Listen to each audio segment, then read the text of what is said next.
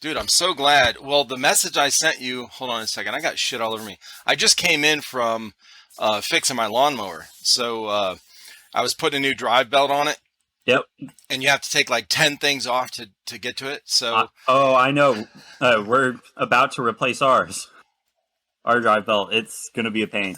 yeah. So, and then of course, all the nuts and bolts and everything, are just filled with fucking just grass and dirt and Yep. caked on everything. So let me turn. Let's see here. No, we're good. Okay. Mm-hmm. I think we're good, man. And All I'm right. recording, so everything looks good, sounds good. Awesome. Perfect, dude. Welcome to the podcast, man. Thanks for having me on. I'm so stoked. I never thought that I'd even make it to the point where you'd invite me on the podcast. I've seen your stuff for a while, and yeah.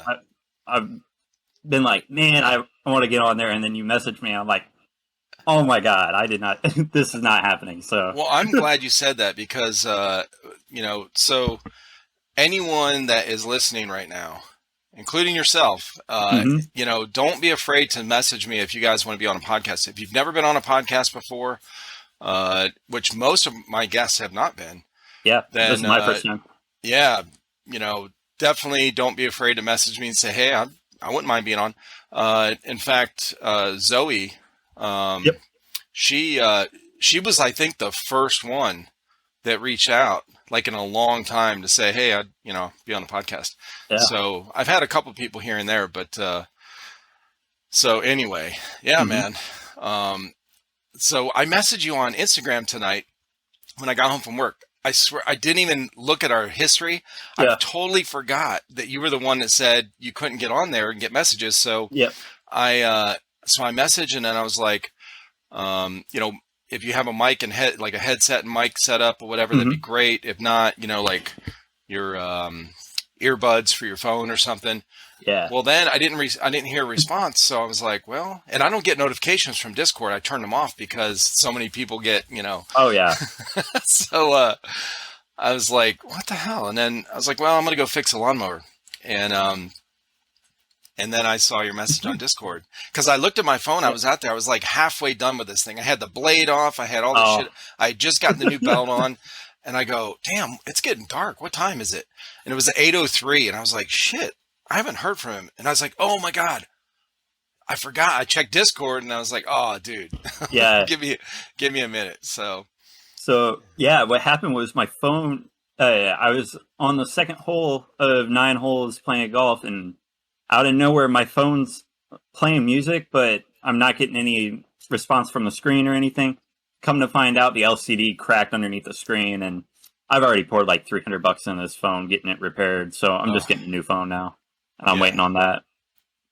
But it's kind of put like everything on hold right now with the channel and the Instagram, because I have no way of getting on Instagram right now due to the 2-factor authentication. Oh, Jesus. So it has to send a text to my phone in order for me to get the code to get on my computer and from there. So, oh, jeez, about another week before I can start really posting stuff. And same with my YouTube, actually. Signing into my email account. Okay. Because I had to do a reset on my computer pretty recently as well. Yeah. Because I was getting a bunch of issues and I didn't want that affecting the podcast. So. Oh yeah. Well. Awesome, dude. Yeah. This is unprofessional as hell. Okay. So these are recorded. If anything happens, if it cuts out or, we have to take a piss or something, just whatever, like we can pause it. And I just cut those things out. So it works out. Cool. It works out good.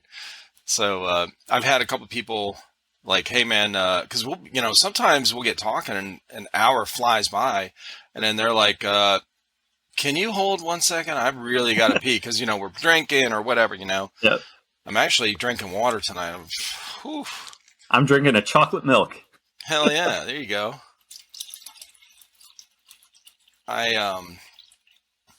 So I started, most people that are going to watch this or listen are going to be shocked to hear this, but I stopped drinking alcohol on Memorial Day. So that was my last day of drinking. Just for the month of June. Oh, So okay. yeah, I do like a 30-day kind of just clean out, and Yeah. eating healthy. I normally eat healthy anyway. I rarely eat junk food, but Hmm. I but I drink all the time. So Yeah. I cut that out, and so I'm like drinking like 80 to 100 ounces of water a day. So Wow, that's when I get awesome. when I get home from work, I've got to keep drinking water throughout the night before I go to bed. Yeah. But I've been feeling good. Like it's a good change. Hmm.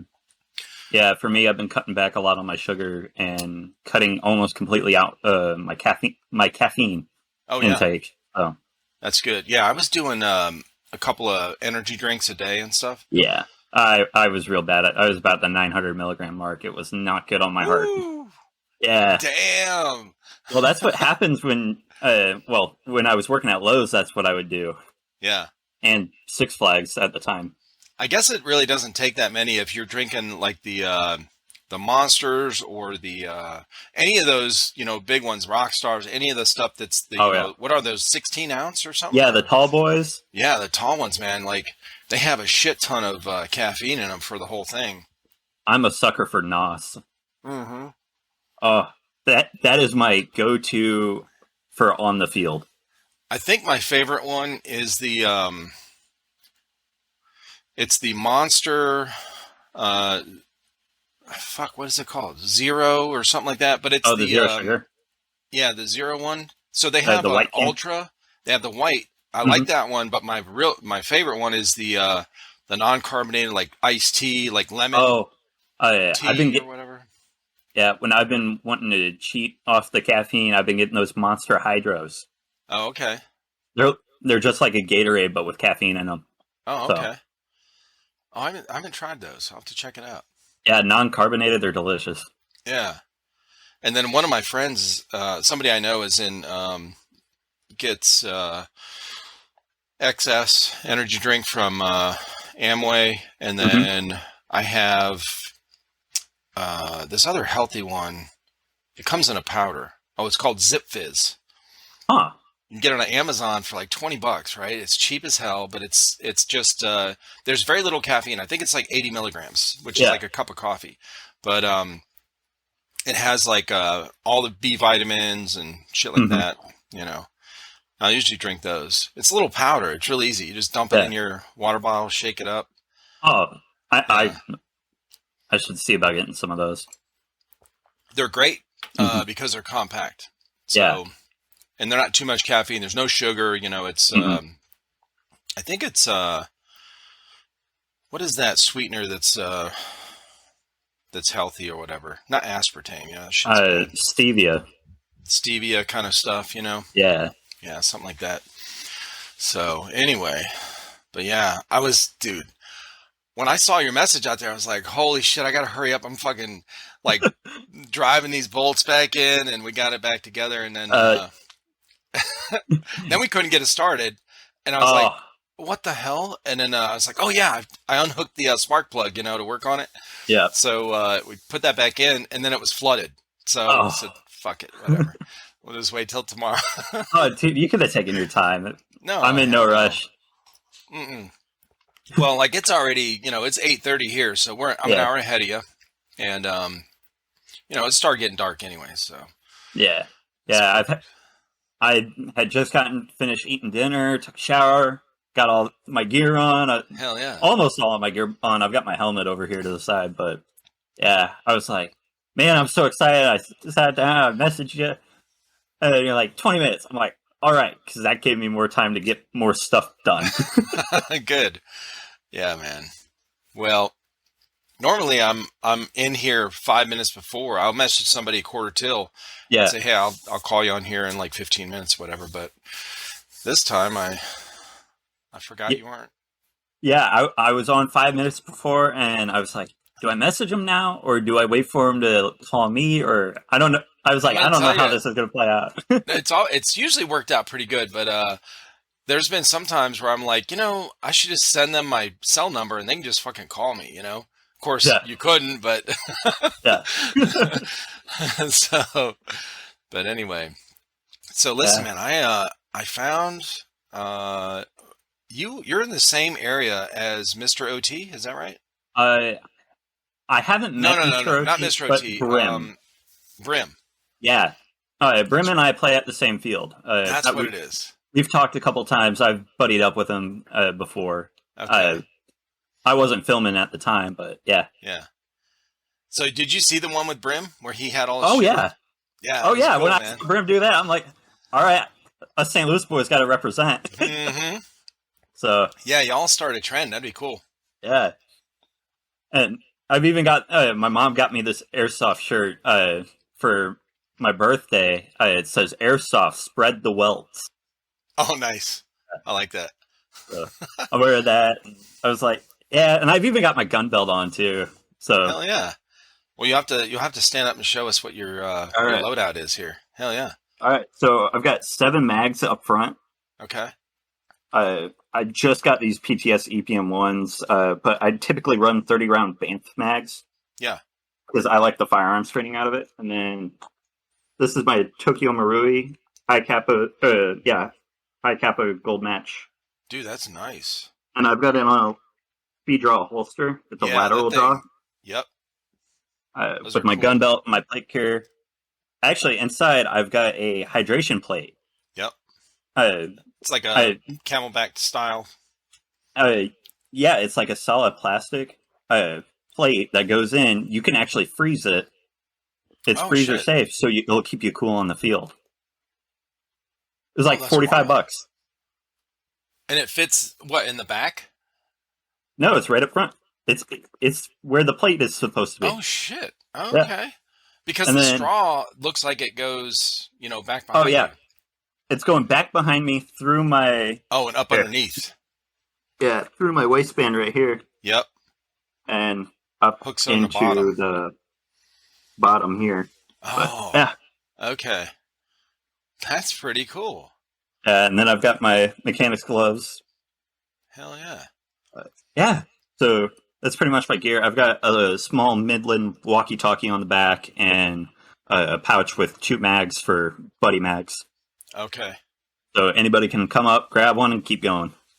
Dude, that's cool, man. Yeah. So how long have you known Brim? Brim and I met. We probably met last summer, but I didn't realize it was him at the time Gotcha. because I don't think he had his GoPros rigged up. But we officially met. Oh, what was it? Early May of this year. Okay. I went up, introduced myself, and got to talking with him. He's really cool. Yeah. Yeah, I've been watching his videos since I started playing at Bing. So Okay. Now, did you randomly find his channel? I had heard from other people that that there were people out there filming. So I Yeah. just typed in Bing Field on YouTube and found shit. Brim. Nice. So yeah. That's smart. Hell yeah. Okay. Yeah, and yeah, my first video was last summer for one of the operations. I can't remember. Days of Darkness. That's one of our bigger ones. Okay. But all I had at the time was my GoPro. And I think I even had it on a hat. I don't think I had the helmet at the time. Okay. But, Oh, that's yeah. a cool helmet. Yeah, it's a little bump helmet. Yeah. I got it off Mercari for like $30. I've got my One Tigress patch, K9 unit patch, and then on the back here, I'm pretty 2A oriented. So Firearms Hell Policy yes. Coalition, they're awesome. Nice. Yeah. Great. Hell yeah. That's And- a cool background too. You got your flag back there. Yep, it's a wood flag, and then I've got my RDB right here, my Mark 18, and then my Echo 1 PSR is up top. I don't think you can see it, can you? Uh-uh. All right. So one thing on this call, if you want to see what your screen looks like too, you can pop this out and then cool. hit grid, and then it'll put both screens equal size All right. instead of my screen real big or whatever. There we go. It kind of helps. Yeah. You can see what I'm seeing, I guess. So yeah. So this is my Echo 1 PSR 10 Nice. Springer sniper rifle. Yep. This scope was like $60. Damn. But it's 4 to 16 times. The crosshairs even light up and stuff, which does help for That night is games. cool. Yeah. Yeah. Normally, we just have the like 3x9s. Yeah, I wanted Scopes something that looked like a dinosaur hunter. Yeah, it does. But this is my little bullpup. This is my pride and joy right now. Do you like running the bullpups? Okay. Yeah, it's a Keltec RDB 17 from EMG and Aries. Yeah. With a Vism Delta prism sight on the top. It looks cool too. Yeah, it's even got fiber optics right here. Yeah, I've never seen or never used one of those sites. Oh, it's crystal clear. It's beautiful. It's almost as good as my real steel sights. Now the bullpups, we had a TAR 21, and we tried to test it out, but it broke. The first two mags. Yeah. So we never actually got it on film, but I am not used to that with the magazine back here. It's very difficult to get used to reloading. Yeah. The thing I found with it is when you're pulling them out, I have to have them all oriented one direction in order to get it in there right. Gotcha. But once you get, I drill with it pretty often. I'll just practice at home. I'll just face the window and start doing it. Yeah. Right. Yeah. You know what makes it easier, though, I think, is that it's got the regular pistol grip, because the other, like the TAR 21. Yeah. Has and like the AUG and stuff, they don't have just a normal plain old pistol it's got grip. that hole through there where you put your thumb in, which is difficult. Now, do you have the sound coming through your speakers or just your headset? Just my headset, I believe. All right, cool. Yeah. Good deal. And then my Mark 18 has been my fun little 3D printing project, really. Yeah. So I've just got a plain old red dot on here. It's pretty much all stock except for the hop up and bucking. But I 3D printed this flared magwell onto it. Yeah. It just slides in there. And then the suppressor is also 3D printed. It's just an overbarrel. Oh, that's cool. And it sounds great, too. This thing has actually dampened the noise a little bit. So now I'm like, ATF, please don't shoot my dogs. Right. That's funny. Yeah. Now, what brand is that? The Mark 18? I believe it's 6mm Pro Shop and Ditech. Yeah. Yeah, I like those. That's cool.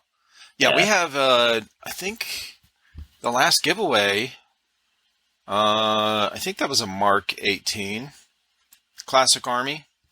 Ooh, that's a nice one. Yeah, so one of our viewers and Patreon members, he just won. He lives, I want to say it's out kind of towards your area. Oh, awesome. I'm not sure what, I'll have to look at his address because I have to ship it to him tomorrow. But yeah, so he wanted me to put a, paint the Trifecta Lego or logo on there. Oh, that's cool. Yeah, the T. So the last one I did, the last giveaway, well, this one was the Memorial Day. So the one before that was the St. Patty's Day, right? Yeah. So the guy that won is one of our Patreon members, been a viewer, longtime viewer of our channel. He actually lives in Ireland. Okay. Oh, wow. So, and it was funny because, that he won because, on St. Patty's Day. Yeah. But, so I shipped it to him. It was a pistol. It was the B&T, something with that little fold out, mini stock the pistol. Universal Service Weapon. The USW. Yeah. That thing is awesome. So I ship it to him. I spray painted it, the logo on there. Okay. So I get everything together, ship it out to him. So, and I always send people the tracking stuff, right? Yeah. So this thing goes, now we knew it would take a while because of customs. So it gets to customs really quickly, like in 2 days, which is like New Jersey or some shit out here. And then you don't see any kind of info for like a couple, 3 days or whatever. Well, then it says it got to customs in Ireland. Yeah. Then I'm like, hey, it got over there. You should get it within a couple days, Couple days, another couple days, another couple days. Like a week goes by. There's no updates on it, and he hasn't gotten it. Oh, no. And I was like, what the fuck? So I keep checking. So then another like 4 days go by. I check again. It says it's going to Jamaica. What? I swear to God. So we had screenshots of where this thing literally went around the fucking world. And I thought it was going to get shipped back to me. I thought maybe there was a problem with customs because they'll send it back. Yeah. And then charge me, like to ship it back to me. Well, it never came back to me. I was like, what the fuck? So we were kind of like ready to give up. And I was ready to, file a claim thing, whatever. So then there's another update. Says it's in customs in Ireland again. This is like 2 weeks ago or a week and a half ago. And he finally got it. Oh. And, but it was like a month. Okay. Yeah. So he posted a picture and everything on our Discord when he got it. And I was like, and I think he put a message in there like, this thing went around the world. And it really did. So I don't know, but that's the first time that's happened. Normally, I haven't had, an issue with going through customs, but. Yeah, I haven't done any international shipping yet. I do a little online reselling on the job as a side job, and I'll go to thrift stores, buy something for $2, sell it for 150. Gotcha. Yeah. Hell yeah. I've actually got a painting up right now for sale. A painting? Yeah. That thing I actually did buy for $2, and it turned out to be like a $150 painting. Holy shit. Yeah. Where'd you find that? Like a Goodwill. A yard sale? No, I found it at Goodwill. Oh, a Goodwill, right. Yeah. Well, that's just like a yard sale, yeah. Basically, yeah. Oh, shit. That's wild, dude. So do you do that often? You go there and check out stuff and... Yeah, my mom actually is the one who got me into it, but I do more... I don't really do many things like that anymore. Yeah. I do more of any rifle accessories, any holsters. Like, you go to those, the online bin stores, you can find I've been able to find them in southern Missouri. You go in there, there's holsters everywhere, and you can sell them for real cheap. And they do it like by the pound. Huh. So you can just get them out of there. That's wild. Because it's where all internet returns go. Oh, okay. Because they hardly ever make it back to whatever company they were from. Right. So that's like, have you seen those huge unboxing things, videos like that, where they have those big Gaylord boxes of, internet returns or whatever? Yep. So I guess, can you buy those online and have it shipped to your house? I bet you can. I haven't tried it myself. But yeah, I typically go through the dirty bin store. How did you find out where this where it was? You just my mom found out about it from my aunt, and my aunt had lived down in the area, and I bet she had driven past it a couple times. But okay. They're always looking for stuff like that, so yeah, I just was like, I could find. I've been just trying to find cheap camouflage, cheap holsters, all that stuff. Get it, resell it, right? Maybe even give it away at the field. Mm-hmm. I've given away a couple things at the field, not like raffling them off. It's like someone's thing broke, and I just go and hand it to them. Gotcha. That's cool, man. Yeah. Hell yeah. Always got to have good vibes at the field. Oh, for sure.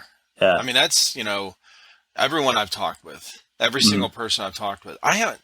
So I'm waiting to find somebody that, to be on here that actually does like their YouTube channel that that just promotes all the haters and ragers and all that shit, because I haven't found them yet. So everyone that's been on here is against that, pushing that kind of shit. Very against it. Right. And they're like, they're super nice, and they're like, hey, they love the airsoft community because of that kind of stuff, or, because of the, Hmm.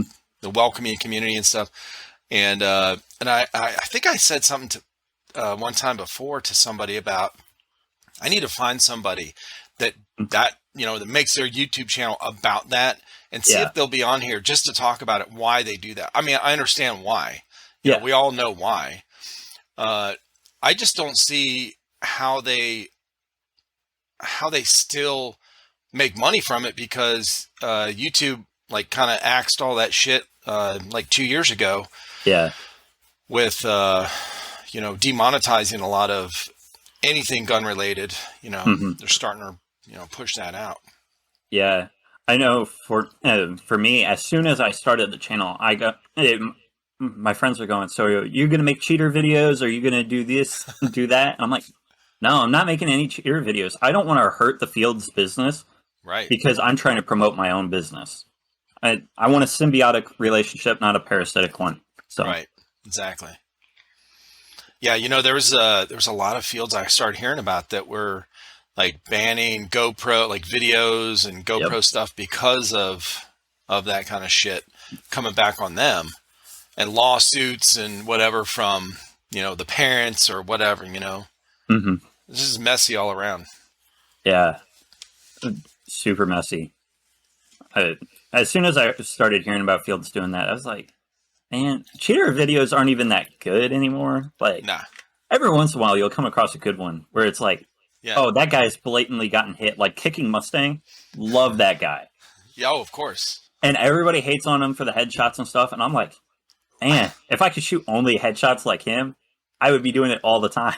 All the time, dude. Yeah. Dink off the goggles. That's my favorite way to get hit.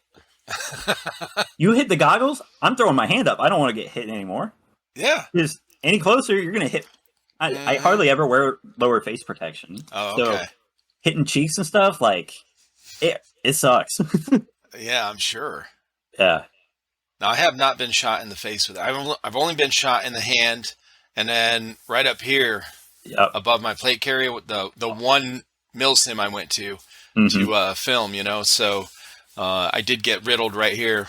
Mm-hmm. Felt great. I was like, yeah, that's the first time I've been shot since since I told them to shoot my hand. Yeah. But before that, it was paintball, which was in the 90s. Oh, yeah. That's how I kind of got started with airsoft. Is I was playing paintball pretty regularly. I was Okay. playing a lot of just a lot of woods ball with my friends and stuff, and we'd go out to Gateway Paintball.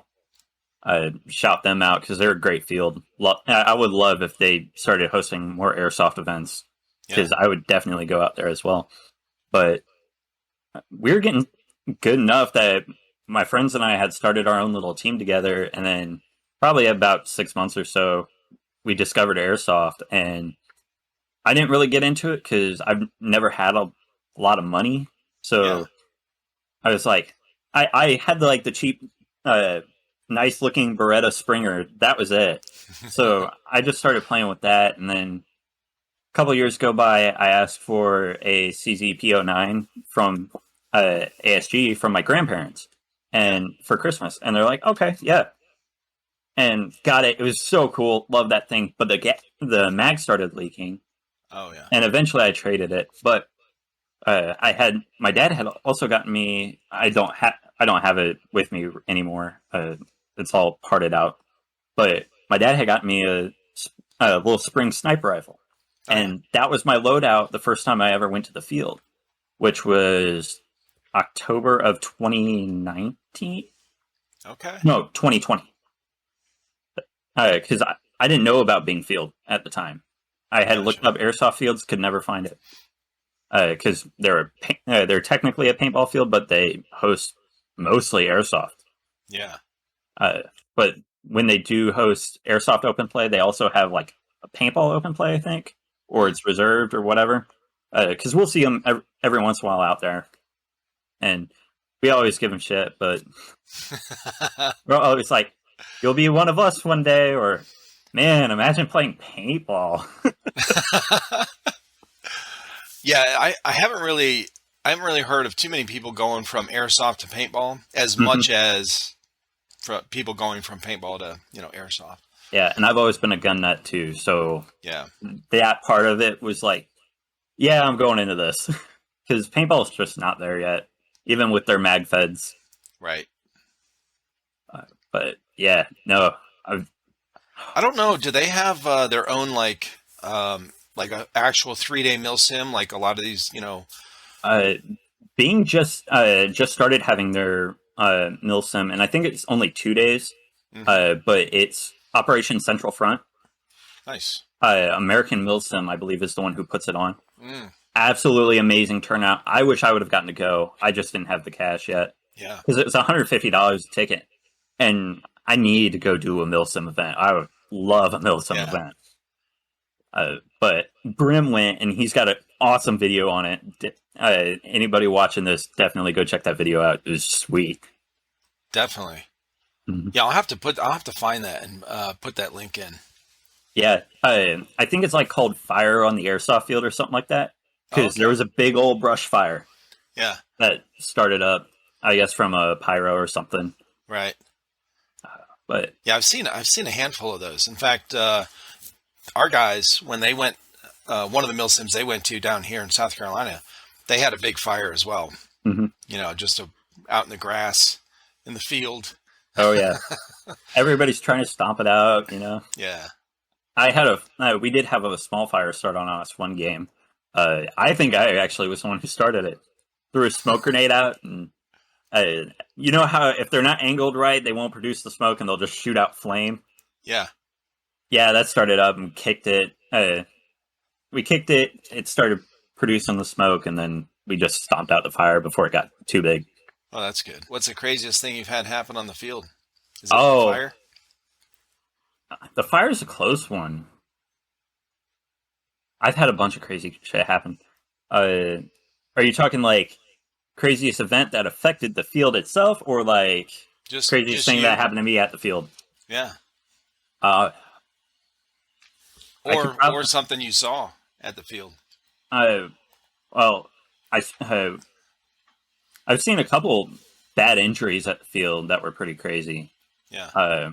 One guy got shot in the head, and as you know, if you get cut on your head, it just bleeds and bleeds and bleeds. Right. Well, it lacerated the skin, and he was bleeding. It was like a horror movie.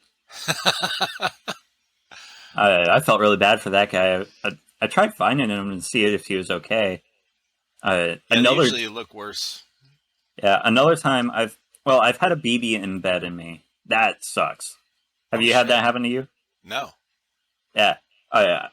Guy and I were coming around the corner. He shot me, and I shot him. I shot him in the plate carrier. He shot me in the arm. I had to pop it out like a zip. Oh. It was gross. I carry a small med kit on me at the field. This is a new setup, so I'm trying to figure out everything on Oh, it. okay. Yeah. But yeah, but I've been temporarily blinded by one of the Enola Gay 67s. Yep. I was in a kneeling position. I'm watching around this corner again. The grenade rolls, hits my foot. I look down. It goes bang, Oh shit. and I could not see for like 2 minutes. It was white. Oh my It was like god. a flashbang went off. I was like, man. It was like those like in Call of Duty or those video games where it's, it does Oh that yeah. effect, where Oh all you yeah. hear is ringing and bright white. Yeah, and I've already got tinnitus, so like Hmm. it was ringing extra hard. Had some really good nade throws. Like there was this one time, Bing Field has a map called Town, and it's got these two towers on it. And I threw one of those EG-67s from 2 or 3 buildings back next to the tower, and we were doing like a bomb defusal mission. And there were 3 guys up in the tower trying to defuse the bomb. Yeah. I chucked that thing right into the window.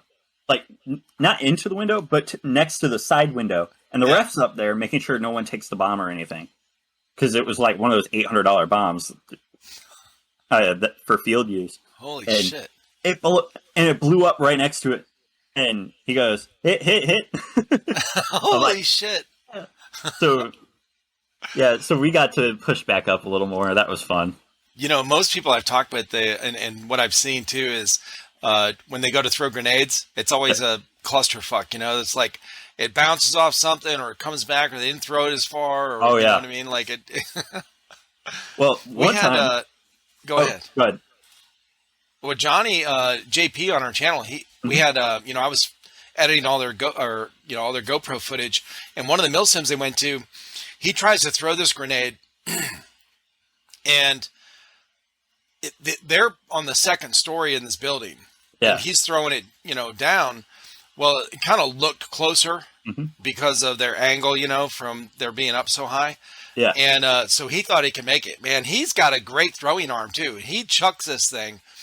And it's going, and these guys are way too far away. It's like a football field away, and it is like it hits the street and kind of rolls, and it's just poof. It's like it's not even. It's probably, you know, 50 yards away from these guys. Like they're like, what? Yeah. And he's like, oh shit, we missed. Oh, yeah. I had once again the EG67, but on my other. Here, let me grab it real quick. On my rig here. So I had this little just front chest rig. Yeah. And this is one of the pins from it. Well, I had 2 or 3 hooked on here. And the first 1 or 2, I was able to pull off fine. The last one, it undid the Velcro. And when I chucked it, it didn't pull. And it got stuck on a tree like a Christmas ornament. Get out of here. Holy shit. Yeah, just ridiculous. Everybody was laughing at me. That's on my side, dude. and on the other side. Everybody just hysterically laughing. I was like, oh, man. And one guy goes, I can't wait for a bird to sit on that. Right? Yeah. Oof. Boom. See some feathers. Oh, yeah. That's hilarious, dude. Okay. That's cool. Have you ever tried the tag-ins? I have not. The actual, you know, the Reaper rounds, the ones that shoot from the launcher? I really want to. Yeah. That's one of my main things for going to a mill sim is I'm going to waste all of my money on tag-ins. My girlfriend for Christmas this year bought me an M203. Nice. This one. And I want to get one of those tagging launcher shells to put in here and use it. But I don't think we allow them at the field. Gotcha. Except for mill sim events. But been really wanting to use that. I've got some shower shells for it. Yeah. Those are cool. They're not as fun. They're scary to be on the receiving end of. Right. But they're not as fun to shoot. Mm-hmm. Now, have you tried the 40 mics? Which 40 mics? They have the red one that's like really long. Oh, I haven't. I can't remember what brand it is. I've seen them before. You know, it's gas. Yeah. Fill it up. Airsoft Innovations. I think so. Yeah. I think it's their 40 mics. And it goes in something like that, you know, like yours, or like we had this, the RPG. Oh, we got this RPG, like a replica, the RPG 7 or whatever, from a mystery box from Airsoft GI. Oh, cool. And this thing had real wood furniture on it. Like, it was heavy, you know, it was beautiful. It was beautiful. And so the end, like the cap came off the end, and then you put that 40 mic in the, you know, in the end or whatever. And then when you launch it, it just sprays out like a shotgun. Yeah. But that longer 40 mic, because we had 2 different ones. We had a short one that's blue, and then we had the big one. Yeah. And this thing just, I don't know, I can't remember how many BBs are in it, but bro, it just sprays forever. Oh. And we did a video on it, and I think we shot a watermelon or something. Oh, and it just like, it just pelted the shit, you know. It penetrated and everything. Yeah. But it was fun. You know, they're fun to shoot. Yeah, I've got some cool video ideas coming up soon. One of which has to do with my broken phone. Oh shit! My buddy, he's got an ASL that he upgraded the shit out of. It shoots 50 rounds a second. Oh my god! And I'm gonna shoot that thing with it. I'm gonna shoot my old phone with it till it explodes. You'll have to let me know when you do that because maybe we can collaborate on that. Because I have an old phone. It's in my drawer, and it's been sitting there. And every time I see it, I'm like, I'm going to take that out and shoot it. And, see if I can crack it with this, one of these airsoft guns. Because we still have, like on this gun wall here, we have ARP9, we have a shotgun, just Springer, the same sniper. Yeah. That you have. We have that one while I have another one in the closet. I can't remember which brand it is. And then we have an M16 A1. And that's beautiful. Who is this? Is this a Sima? Really? I don't know. No, I don't know. I honestly don't know. Classic Army. Oh, that's why. Yeah, it's a Classic Army. Dude, This thing is heavy too, man. Oh. But it is beautiful. They had to do their first milsim. These guys went to their first milsim was a period, it was Vietnam. So all their gear, whatever team you're on, had to be time period, like accurate or whatever. Yeah. So if you were on the Viet Cong, you had to wear like black, all black or black pajama kind of, shit like that. And then they had to use M16A2s. If they were on the regular Army. So and then the straight no camis, the straight green that they had back then, olive drab. So we got that, and we have two of those, and then this shotgun. I don't even know what this man. This thing's been here so long. It's a pump shotgun. Oh, that's the JTS. This is I don't know. Look. I've seen them in the EVIC mystery boxes before. The STF-12. I don't know if you can see this. Oh. Yeah. Yeah, no, I've seen those in the EVIC BOAs before. Yeah. Well, that's usually what we got for our mystery boxes. Were those BOAs. But that thing, we've had that for a while. I've only bought one mystery box so far. I didn't put it up on the channel because I lost the footage for it, and I have a problem with losing footage. It wasn't that great of a. How are you going to run a YouTube channel, bro? I don't know yet. I've got 5 videos out, and I'm like, how did you do it? For this video I'm making, I had over 3 hours worth of video. And I lost 90% of it. Oh, shit. Yeah. So I caught most of the good bits that I wanted, but all my scope cams corrupted. Also, it got shot out. The protective lens used to be right here. Yeah. It got shot out at Battle of Kimbrough. Oh, my God. And yeah, and that was for Battle of Kimbrough. Brim was there. I don't think he's gone through his footage yet. I think that's what he was telling me earlier. Was it recent? Yeah, it was. This was actually when I met Brim. Okay. But yeah, Brim and Ruby Gold, or Goldie's Room on YouTube. He'd be another guy to have on the podcast. Oh, okay. Yeah, I think I met him. Yeah, I have for. Most of what I know is his channel was doing, interviewing hip hop and rap artists. Oh, okay. And then, and he's always played at the field. And he started running a GoPro. I know he was running it last summer. I don't know how far back before then. Yeah. I remember he was running his GoPro because the lens on the outer, here, the lens or this protective lens. That got shot out on his, and it left his real lens exposed because he came up behind me.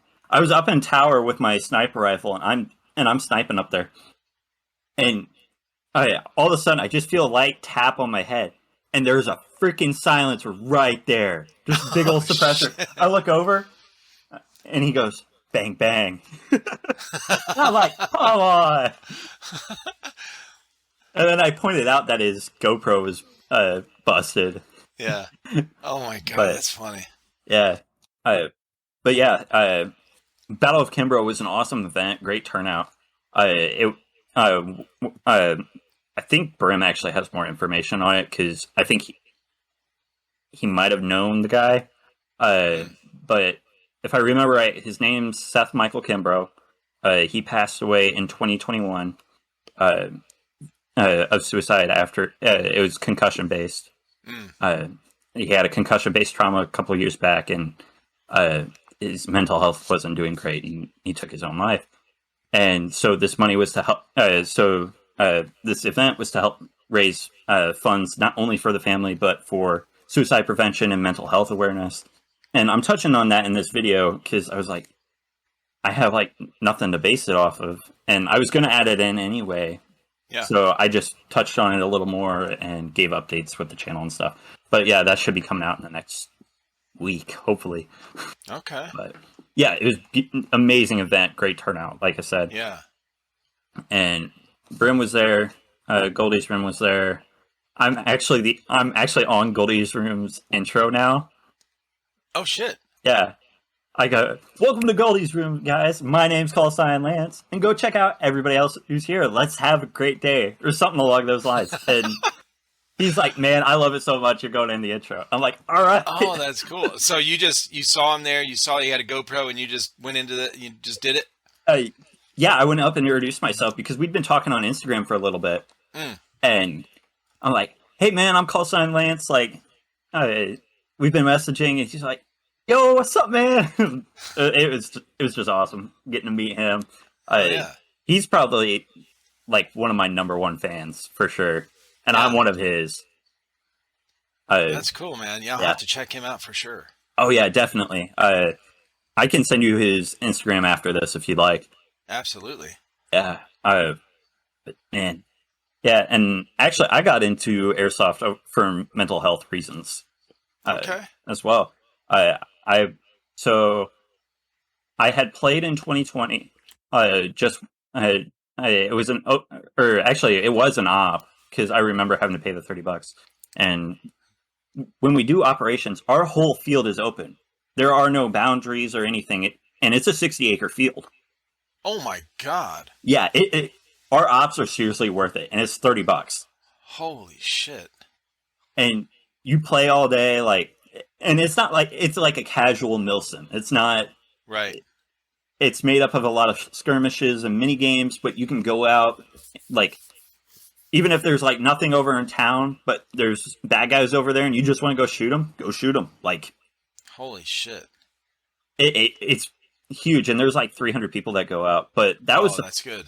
That was the first time I'd ever played, and after getting hit my first time, I go, I love this. Yeah. But I was going into the Air Force. I was just I had enlisted that next month. Okay. And January 12th is when I went in. Is when I shipped out down to Lackland Air Force Base. And about halfway through, we found out that that it's a little up in the air. They wrote it down as unexplained chest pains as the reason they sent me home. But my uncle and my aunt, who are doctors, they both believe it's exercise-induced asthma. Oh, okay. So since it was asthma, they had to kick me out, and I came home that February, and I just felt so down on myself. But I told myself on the plane, I was like, look, you've been wanting to get into this airsoft shit forever. Yeah. And I was like, you have a $200 spending limit, get whatever you need, and go for it. And so I bought the SEMA AK. Oh, nice. For $150 at the time. And I did the paint job myself. This is all rattle can. I went with a copperhead pattern to it, which I actually had to have help picking out the colors due to my color blindness. Oh, okay. It looks cool though. Yeah, thank you. It's not severe or any it's severe, but it's severe deuteronomally, so I don't see red. Period. Wow. red is really dark and just So how it's do not you a do good color. well, I guess, somebody has a dead rag on, like usually they have it on their head or Oh, something. I'm You typically can able to see tell what that. it is. Right. I Because typically dead rags are really bright, Yeah. so I'm able to see. I'm able to see that well, and I'm always really careful with my shots. But I can't see a red dot worth shit. I You're always like, have to. where's the sight? What the hell? Yeah, I always have to change it over to like green. Yeah. But I actually do have colorblind glasses. Mm. I was just wearing them today. I probably set them over my dresser. Oh, that's But cool. uh, but yeah, so I was so Are they like back the to yellowish tint here. sunglass kind of looking ones or whatever? Yeah, I got them right here. Uh, Because I used to have, or I still have them in a box somewhere. I have shooting glasses that are, yellow, mhm. Oh yeah, I but I love don't the think they yellow do shooting the. glasses. Yeah, I actually switch out my lens tint on my iPro when I'm playing Airsoft at night for the yeah, yellow because I can see better. But these are the glasses. They're a little smudged up right now. I went yeah. fishing today, but I've been Just look told, like sunglasses, yeah, I've been told there's a red tint on them. Yeah, it But is. when I put them on, they look clear, and I'm What? able to. And so I believe the science behind it is that it's flooding my eyes with red light to make up for my red cones not being able to see it well, Huh? and so it just floods it with red light, and the green and red cones balance each other out, and then I can see properly.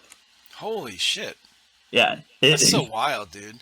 it's really cool, and I actually want to get in touch with that company that Yeah, made those glasses later on and see if I can get an ANSI rated iPro for Airsoft. right. For your goggle setup on your helmet. Yeah, Yeah, that'd be uh, perfect. yeah. Maybe when I become a little bigger, so that way it gets their name out there, and they're like, okay. And but yeah, so That's but wild, dude. yeah, back to getting home. So yeah, on the plane trip home, I was looking them up, but I I really didn't like accept the fact that it wasn't my fault until probably January of this year, Yeah, because I just felt I did everything I could. I talked to the first sergeant. I I went up as high as I could yeah. anyway. And when he said there's nothing that we could do, and I'm sorry, and all No, this, dude, I'm like, that's once that kind of shit happens, and they still did that back when I went in '89. That's a long mhm, ass time ago. They were still doing the same thing. So it's they're looking at, are you going to be a liability? yeah, So and that's really it. You're a number. It's not. yep, Uh, and it's not like you don't matter. It's yeah, that they have to look at it that way because that's how it mhm, runs. yeah, So if they allow you in and then something happens where that affects you, and you have a heart attack or you drown in a, some yeah, kind of, training or whatever because of this thing, hmm, whatever. So it's just, those things when you go through there, that, a buddy of mine in boot camp didn't make it. He actually got injured, but there was another guy that was couldn't make the runs, hmm. and That's what I same was struggling thing. with. Yeah, it was the same thing. And then actually there was another guy that had, I don't know, the sleep where like you would, I think it's called narcolepsy. You just fall asleep Oh, at any given yeah, time. So he didn't know. I guess it was stress induced oh, because he never had this growing yeah, up, from what he said. And then we're in boot camp, of course, all this stress, and then and he would just fucking pass out, yeah, like not like pass out like exhaustion. Like we're yeah, sitting there cleaning our rifles, we're sitting on hmm, our footlocker, cleaning all, everything, every piece on a rifle, and then he just falls on the floor, and he wakes yeah, up like, what the fuck? I'm like, bro, what are you doing? But yeah, yeah, those guys that didn't make it like that because of those conditions, hmm, they were, bro, they were so sad. We were sad for them, but yeah, when they got taken away from our platoon, they were crying. Like it oh yeah. was, it was their dream to be in the military and be a Marine. And, so it was one of the guys busted his ankle so bad. They fixed him up. He got dropped to another platoon. We saw him later on. He was 6 weeks behind us. Mm-hmm. And he went through and he broke it again. Oh, and no. he got medically discharged. And he was crying too. He was like, bro, it sucks. Yeah. So, it's... Yeah, I was crying myself every day in med hold. It just sucked. Yeah. It's almost as bad from, like, besides, like, the crime stuff, like, it's almost as bad as prison on your mental health. Yeah. Because we were stuck in like a 9x10 room with 3 bunk beds all next to each other. And what'd you guys do every day? We weren't allowed to do anything. What the fuck? They give you some books or something? Read the manual? Yeah, or something? we had books and stuff, but it was so packed because this was like, because they were changing out legal, and so it was so packed because legal wasn't getting paperwork done because they were switching out, and our legal team was getting sent somewhere else. We were bringing new guys in, all this other stuff, and I was in there for another 2 weeks, and every day I'm just I read most of the book, but eventually we talked in a sergeant into bringing a D&D book for us, and because one of my buddies in there had been a dungeon master back in the civilian world, and she was nice enough to bring us a book on D&D and dice and all this other stuff, and we played. Shit. We played for hours and hours and hours. Oh, there you go. Yeah, but yeah. Well, it probably sucked because you're on hold. You already got the verdict, right? You already got the sentence. Like, okay, you can't do this. We're not having you, and you feel like shit. And now you're stuck. So now you just really want to move on to the next thing, but you can't because you're stuck in there. Oh yeah, which is classic military, bro. Classic military. Like, hurry up and wait. That's just okay. You're gonna wait over here. Yep, you'll be fine. Just wait here. Like, they don't care. I was getting pretty used to the waiting from all my doctor's appointments. I had to wait there, I think, 8 hours before I got into my appointment one day. And it sucks because, like, even in the Air Force, and everybody calls the Air Force like the wuss branch or the chair force or whatever, I wasn't allowed to have my phone in basic. We got 5 minutes a week on phone call. Oh, I know. My daughter was in. She went to Lackland. She was in the Air Force for 4 years. Oh wow! And so we went to see her, for her graduation at boot camp. And she was. I was surprised too. I thought, oh, they're gonna have their phones. They're gonna have, whatever. And no, they didn't. Yeah, she had to do. No. It was. I think Army allows the phones now, though. Really? Yeah, because my buddy was texting me while he was in Army basic training, and then I think the Marines actually got more phone call time than we did. Because I remember talking to my buddy while he was in boot camp. Yeah, just like whenever. That's wild. Yeah, times have changed for sure. When I was in, we did let's see. I think it was once a week in boot camp we were allowed to make a phone call. It might have been once every 2 weeks. I don't know. I can't remember. I do remember going to this big room with these with this phone station. Yeah. It was all like, they weren't pay phones, but they were like just regular house phones. Yeah. Like, just a military office with all these phones, and we'd all take turns sitting down and calling our parents, And I mean, you had to.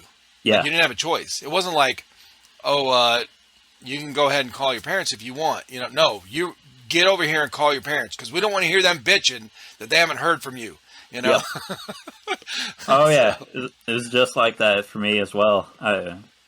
But I would switch it up on who I called every once in a while, especially when I got into med hold. Actually, med hold before I went into the TRIS Center, which is like the training. I have a sweatshirt from there. I can't remember what it's called.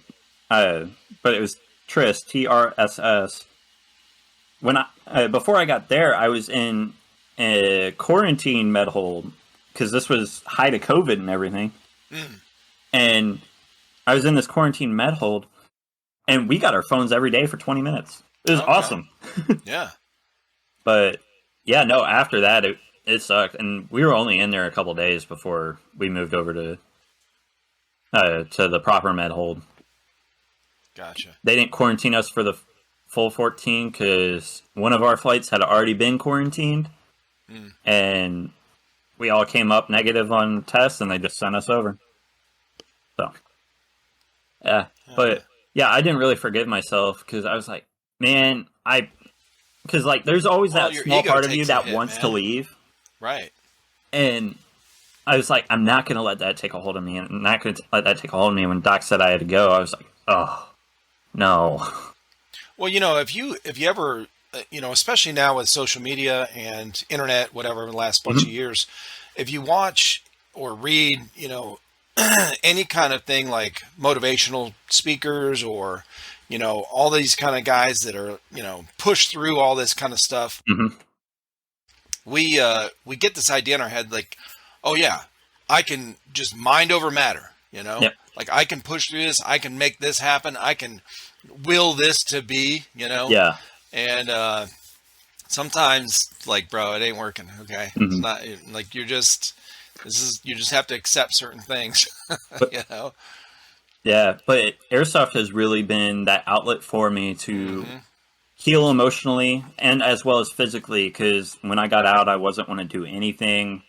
Oh, okay. Even though I had been pretty active on getting a job and everything, I was not active with my exercising anymore, and I wasn't active with a bunch of other stuff. And as soon as I got into Airsoft, like, got my AEG, my little AK there, and started heading out to the field, it changed my world. I just slowly over time, I was allowing myself to have that outlet of expression and all that, Right. for which I didn't really have before because I didn't really have much of a hobby then. Right. Other than Airsoft, I play guitar and I go fishing. Like, that's pretty much it. Yeah. Yeah. I've seen a couple of your little fishing videos on your channel. Yeah. Oh, yeah. Yeah. I haven't gotten any up on the YouTube channel, but on my Instagram, there's a couple. Yeah, Instagram page. Yeah. I had some luck today. I was getting bites, but nothing was taken and running. But what do you get? What do you get most of? Like bluegill? Because I saw a couple of them. You had bluegill. Oh yeah. And, yeah.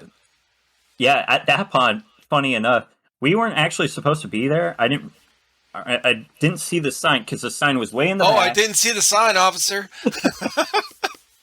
Well, it's funny because the sign faces the wrong way. Yeah. It faces towards this other trail and not the parking lot. And I'm like, I really want to go fish at this park. And so we went. I bought night crawlers, all of that, and we're fishing. And I'm getting a bite every time, and I'm yanking them out like every 10 seconds or so. It was crazy. I'd never had that before. Yeah. And I'm looking around. I'm seeing snake after snake after snake after snake after snake. Damn. All copperheads and water moccasins too. Jesus. We probably saw 17 snakes that day. Holy shit. And as we're leaving, because we were just being mindful of them, they were staying in the water or close to it. Right. And we're just being mindful of where we stepped. And my girlfriend actually had sandals on that day. And she knows not to wear sandals when we go out somewhere. Because we're going to go into snake territory when I want to go fish. Yeah. So I must have caught like 30 bluegill that day. Damn. And we're walking out, and I'm like, I didn't see that sign before. And she goes, neither did I. And it says, this pond is closed for fishing until further notice, or something like that. And it was due, and I looked it up, it was due to all the snake infestation. Oh, okay. So it was you're just good, nuts. Like, just don't get bit. You're fine. Yeah. But yeah, I mostly fish for catfish. Catfish are my specialty. Yeah. Biggest one I've caught is 8-pound catfish. Damn. That felt good pulling it in. Oh, it felt awesome. You're like, this thing's 30 pounds. Yep.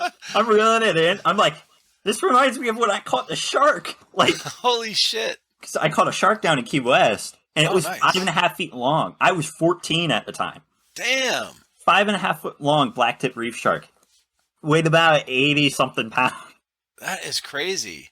So you guys were out like on a charter boat or something? Yeah, You it had was one of those giant fucking poles with the reels like this? Oh yeah, the reel was like this. They're pouring that's water awesome. on it because it's getting so hot that Yeah. if you let it go, either the line will bind together, Right. or it'll catch fire. Holy shit. So you have to keep pouring water on it as you're reeling it. That's crazy. Yeah. Did you guys keep that shark? No, we didn't keep the shark. Oh, okay. I would have thrown a fit if we kept the shark because before I really got into anything like socially. Yeah.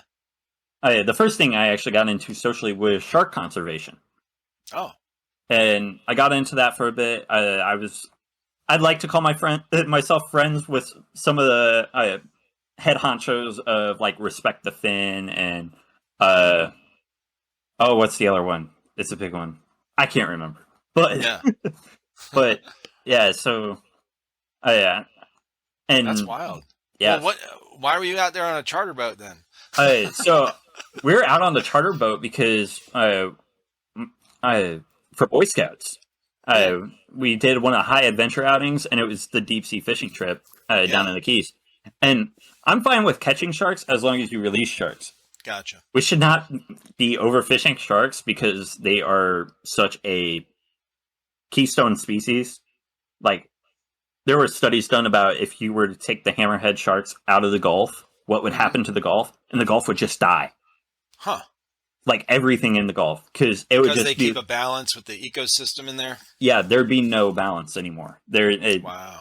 It'd be the stingrays would get too big. The stingray population would get too big, and they'd kill off whatever they're eating on, and without that population there, the small things would grow, and then it would just overpopulate, and they'd all die.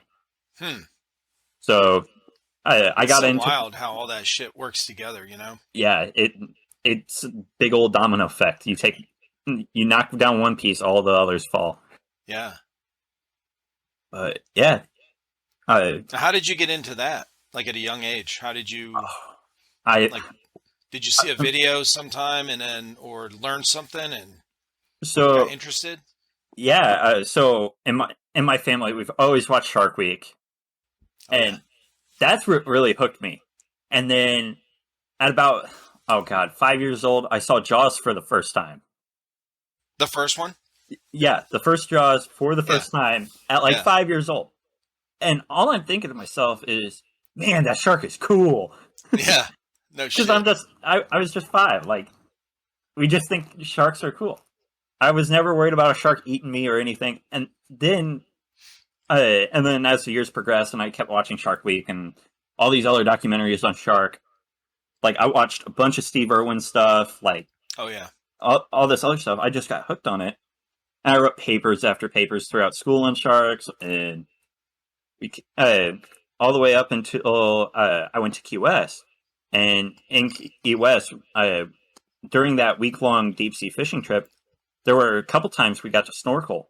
And I had a probably 6 to 8 foot bull shark swim right underneath me. Not even 3 feet. And my love for sharks has been there ever since. So right, that's pretty cool. Yeah, that is awesome. Yeah, I've seen one. I'm trying to think. I think I've seen one shark like out of water that somebody caught. Yeah. And only one time in my life. And it was, wasn't that long ago. Well, it was probably about 10 years ago, I guess. But we had taken the kids to Myrtle Beach, and somebody had caught one just for, fishing off the shore, right there on the shore, in the sand. And, but it was only like 4 feet, 3 feet long. Yeah. It was little, and they were trying to get it off the hook so they can get it back out there. But it kept flopping whipping around and shit. Yeah. Yep. That's what happened to my line is we had touched lead, so it was technically a catch.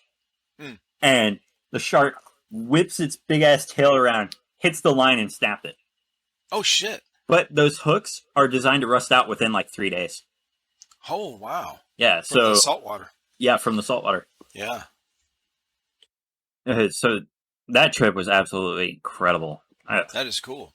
It's one I really want to go and do again. Even though I'm too old for like the Boy Scout thing, like even just to go down the Keys again and go.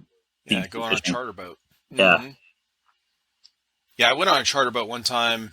Similar kind of experience. It was a church youth group. I think I was 15 or something, and we went out. So I grew up in Ohio. Yep. And we came down here where I live now to South Carolina, Myrtle Beach.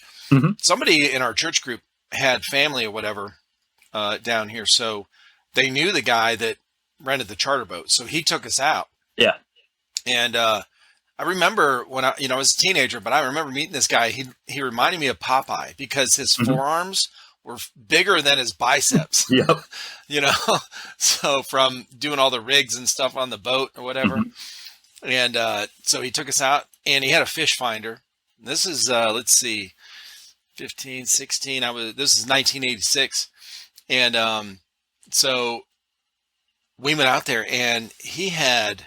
I don't know if he had a fish finder or if he just knew where to go. I mean, he grew up there, but he was like, yep, drop the lines. He would stop, drop the lines here.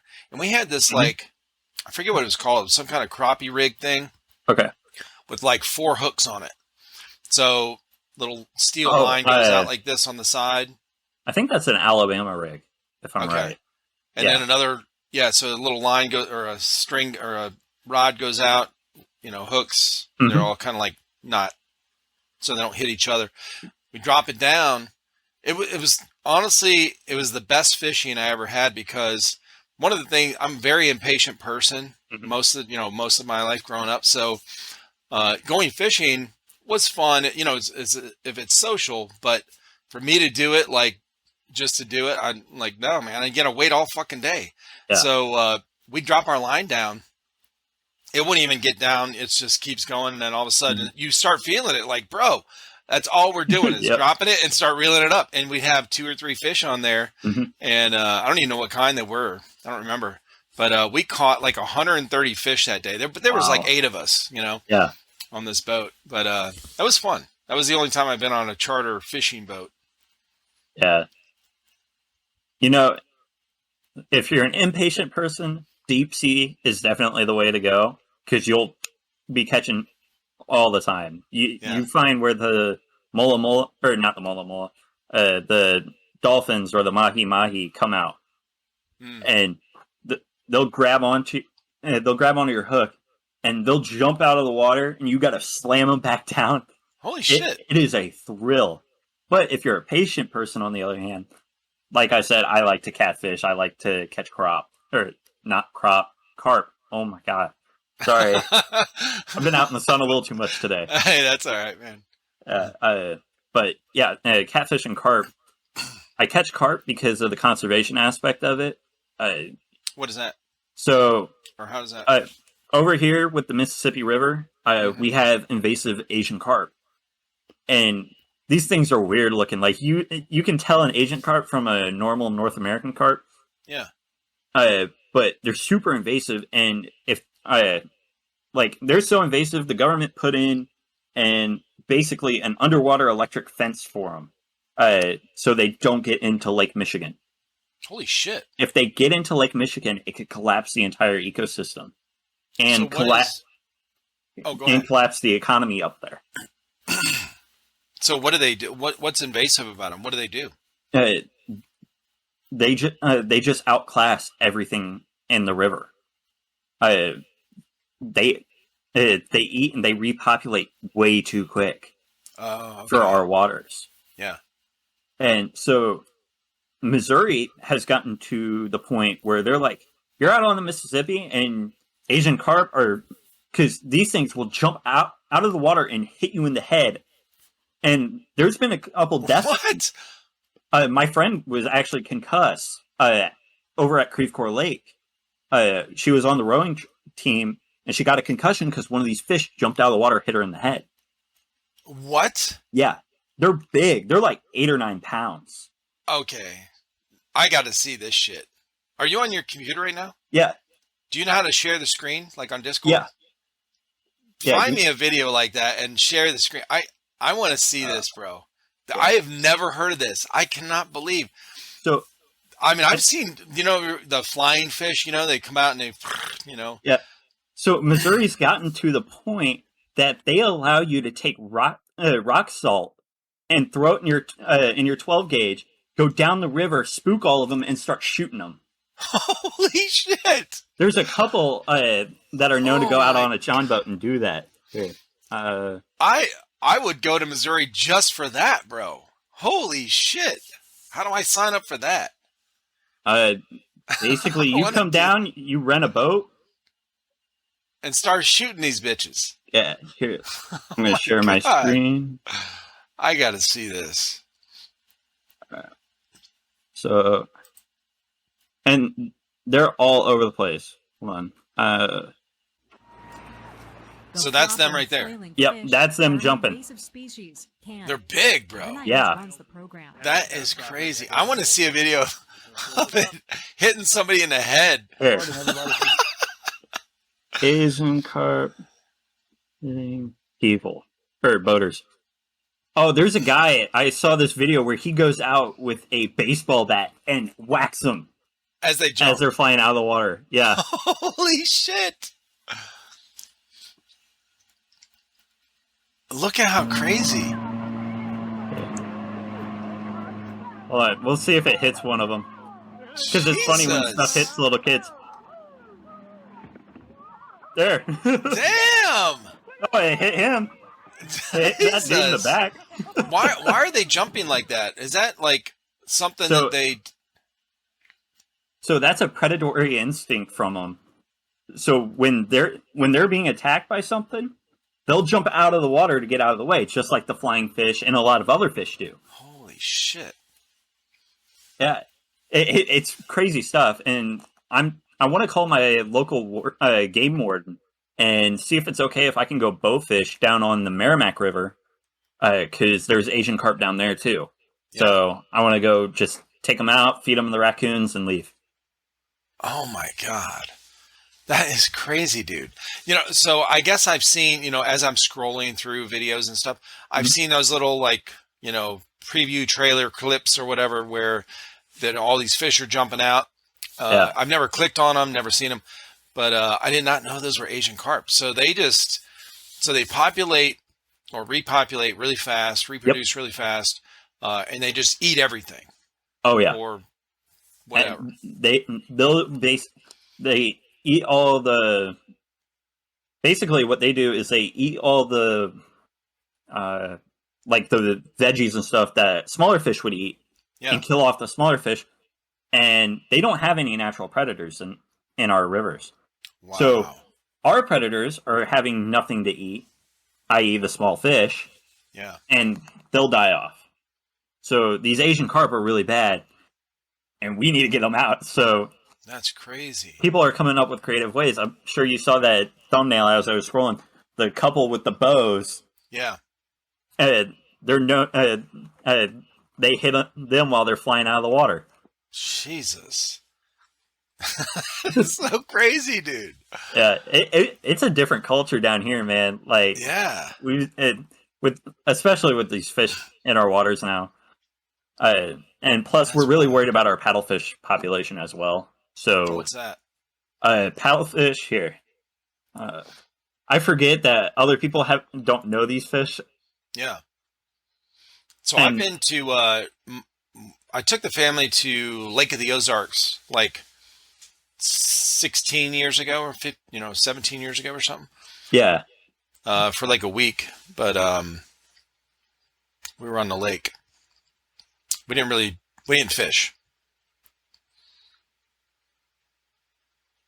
And we didn't really talk to anybody around there. We were all there. Me and my military buddies were doing a reunion, so... Yeah, let's check this out. So this fish right here, yeah, it's a paddlefish, and we don't exactly have a whole lot left in the terms of paddlefish and sawfish. And sawfish have the teeth like bones that stick out. Yeah. And so from their from their paddle, and the Asian carp can be really bad because they feed on similar food items. Okay. Huh. Hmm. That's wild. Yeah, I'm a conservationist at heart. Yeah. I hunt, I fish, I camp, I hike, I pick up trash whenever I find it Yeah. out while hiking and fishing. I found a water bottle, one of those like aluminum cans of sunscreen out floating Oh, out in the like lake, and I spray 'em. cast it out and reeled it back in. And then what was the other thing I found? I found some old fishing line. I always get rid of old fishing line, and then a couple of bottle caps and stuff, and just took that and put it over in the garbage can 10 feet away. Yeah. And that's basically all. Well, that's a big thing for me. Mhm. I hate I feel like we need to do something about our trash. Yeah. Sorry, I'm taking off the So gun belt. we're gonna end up. What was that kids movie Wall-E, where Yeah. the whole world is just mountains of trash everywhere. Yep. I feel like that's where we're heading because we can't figure out a viable solution for. I mean, we know what to do. Yeah. Nobody wants to spend any money on it. Yeah. Definitely. There's some other countries, and I don't know if it's Singapore, Taiwan, or some that have some really good options. Like they're burning it, Mhm. and they have a filter system that the air comes out when the whatever's released is like cleaner. It's like filtered air. Yeah. So they're getting rid of their waste like that, and then they take the ash, which I Mhm. guess is like good for some kind of part of their ecosystem, whatever, and putting that somewhere. But anyway, yeah, that's like why we haven't got to that point yet. I don't know. Yeah. Maybe it's just because there's so much land here that they just Mhm. keep stuffing it in the land, Yeah. That's But another thing with biodegradable BBs that I'm hoping more companies push only doing bio BBs rather than non-bio BBs.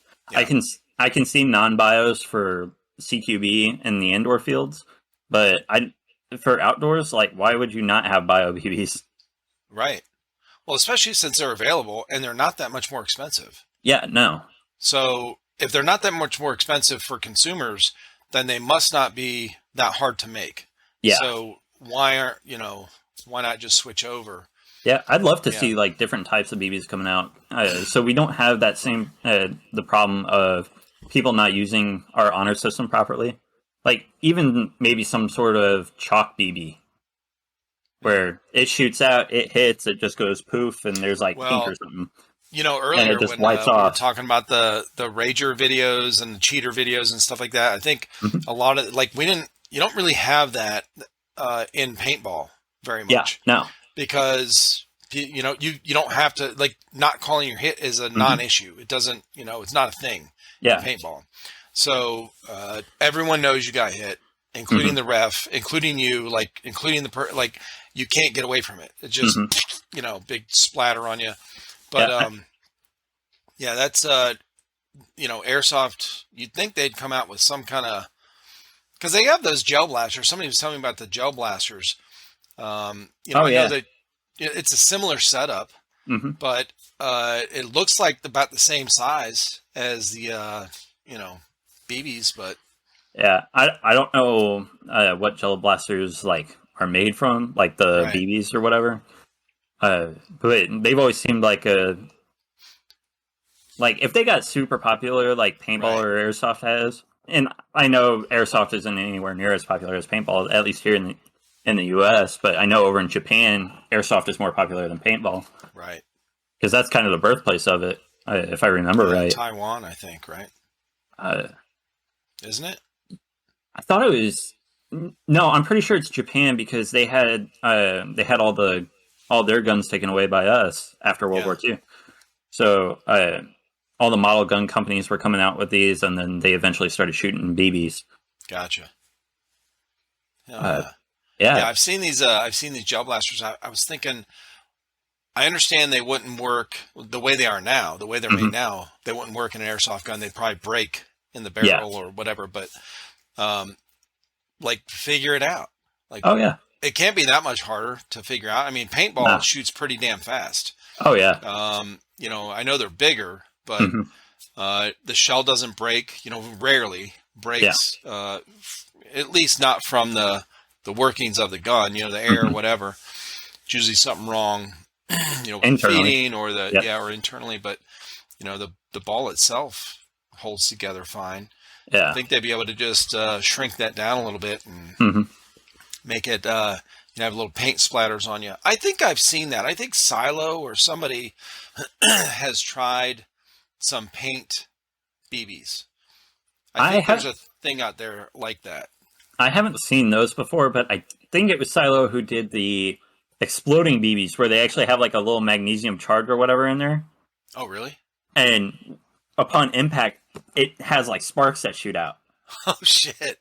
It's really cool, but it didn't really work too well on hitting a player, but on hitting the wall or something, it was working fantastically. It's like one of those little snap and pops. Yes, yeah. Somebody else was just telling me about that that I talked with. Yeah, it might have been Honey Badger or something like that. Was talking about that. Yeah. I haven't seen those. Yeah, that sounds cool. But don't get hit in the face without Face Pro. Oh, yeah, definitely. No, that would make me wear a lower Face Pro. The only reason I don't is because I feel so claustrophobic in it. Because it like wraps real tight to, and I've even tried loosening it, but it doesn't really like work. But like having that mesh there, I know something's there, but I'm breathing just fine. Right. And so it freaks me out. It's like I'm locked in a little box. Well, I mean, JP, he never wears, you know, a full. He'll wear a mouth guard, protect his teeth. That's smart. I should probably do that. He just wears like he has, you know, football mouth guard or whatever, you know, athletic mouth guard. He'll wear one of those, and then, but he'll just wear the goggles. And now Colton and Christian, they wear the full thing with their helmet, you know. Yeah, you haven't even seen some of the other stuff. I've got a KWA MP7 for sale right now. Nice. Because DFAS kind of screwed me over. And I bet you, Defense Finance and Accounting Service, they sent me a bill for $400 after, actually just recently. So I'm having to sell my MP7 in order to get back on track with what I had saved up. Why is the military? Did they charge you for your uniform, whatever they issued you? They overpaid me by 5 days. Oh. I was out February 9th, and they went 5 days after that, so the 14th. Oh, yeah, right. Paid you for the full 2 weeks or whatever. Yeah, so they're like, we want our money back. And I'm like, I don't see how that's a me problem, but you're going to file me as a delinquent? Okay, fine, I'll send you your money. It's so crazy, dude. Yeah, I've got to sell that instead of fixing it up. When we got out of boot camp, they were like, we got all of our printout, whatever, you know. Oh, yeah. From everything that we were getting, you know, because, you know, we don't see our money through boot camp until we get out. Well, we see all these charges taken out. Our dress blues, our camis, our boots, like everything that they issued us, we pay for. Yeah. And I'm going, what the fuck? I thought that's what taxpayers were for. Yeah. Yeah, no, that's what I thought. Damn, man. They're, you know, nickel and dime the shit out of you. Yeah, my uncle, he warned me when I went in. He was like, look, don't trust a military doctor, and watch out for the cost after basic, because they'll send you that bill. That would be nuts. Well, I was talking to somebody not long ago, and I mean, I've talked to a handful of people where, not just on here, just in general, and family and friends or whatever, that have talked about like universal health care, that kind of thing. And I'm like, no, I've seen that. I've been there. Like the military is universal health care. Oh, yeah. It fucking sucks ass. It does. You can't make an appointment. You just go there and wait. And they're usually, you know, not fully staffed. So you're waiting, like you said, you're waiting 8 hours. My wife and I got married when I was still in, and she would have to go to the doctor or whatever. Like, it was all fucking day, bro. Like, she'd have to take all day off of work. Oh yeah. And you just go and sit. Like, yeah, sucks. no, I almost got smoked because I was so late. I'm like, you're the one who sent me. Right? Like, dude. Like, come on, man. Like, you know how bad it is? Yeah. The only time you get in quick is if you have, like, an actual injury. You know, you're bleeding, you need stitched up, shit like that. Mm-hmm. But if you're just going to a regular, you know, like, oh, I don't feel good, or I haven't been breathing right, or something's wrong, you know, whatever. Like, I have a headache for like 3 days, you know, migraines, whatever. Yeah, your ass is going to fucking wait all day. Yeah. Yeah, no, it gets to a point where you're like, do I even tell them about this? Right? Yeah. But then you get in trouble if you don't. So, well, because, you know, and then while you're there, like, tell something, and then you leave, and then if you have to go back, like, bro, this, I guess nowadays it's a little easier because now back then we didn't have cell phones or whatever, but now we'd have a little bit of entertainment at least. Yeah. Or something to read or, you know, watch or whatever, or somebody to talk to, you know, while we're sitting there. Yeah. But before cell phones, man, we're fucking just, you read the magazines that are in a military naval hospital. Yeah.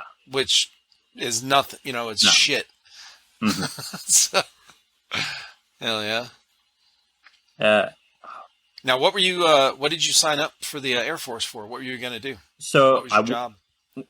So I wanted to do weather, but my recruiter screwed me over, as all recruiters do. And I got, what was it? Foreign signals. You went in for? Signals analyst. Yeah, but what'd you sign up for? Weather. So weather. Meteorology. That's what I wanted to do. Yeah. Oh, okay. I'm a weather nerd. Yeah. So like the conservation, it's all kind of like. Oh yeah, all together. yeah, it's all tied together. A lot of people are like, "You're a hippie, but you're not. Like, you're the most non-hippie I've ever seen." No, you're a libertarian. You care about the earth and the balance, right?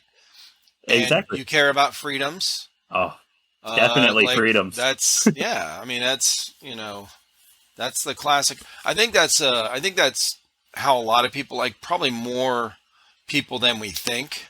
I think that's how a lot of people think, you know. Oh yeah. There's but we're usually the quiet ones. Definitely. We're not out there, you know, holding up signs and bitching about shit. Yeah. We're just like, hey, we want to be left alone, so we leave everybody else alone, and you know. Exactly. So, yeah. Yeah, there's that shirt that says, "As a libertarian, I want gay pot farmers to defend their crops with guns." Yep. It's like that's pretty funny. Yeah, in fact, the couple I just talked with, their podcast is coming out this week. They the guy said the same thing. They both said the same thing. That same phrase. I was like, yeah, that's because he was like, he was talking about something, and he goes, yeah, so my political beliefs are this, and that's what he said. I was like, yeah, that encompasses pretty much everything, you know. Just let people be, you know, have some freedom, and do what you want. Yeah. Like, oh, no, it's not defend their crops with guns. It's defend their crops with machine guns. That's it. Right. I'm like, exactly. Yes. Right. I like, at 18, if you can send me in to go play with a machine gun as a job, like, I should be able to own one here. 100%.